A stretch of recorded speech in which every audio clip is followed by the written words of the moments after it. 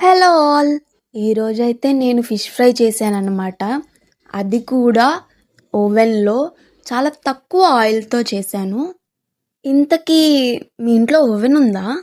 Oven లేకపోతే గనక మంచి ఆఫర్ తీసుకొచ్చా అన్నమాట. ఐ నో మనకి బడ్జెట్‌లో కావాలి, ఒకేసారి పే చేయకూడదు. ఇలాంటి మంచి మంచి కండిషన్స్ మనకైతే ఉన్నాయి. ఇంతకీ ఎక్కడ తీసుకున్నాను అనుకుంటున్నారా? మొన్న చెప్పా కదా కుమారి గారని. మీరు కూడా ఒకసారి ట్రై చేయండి.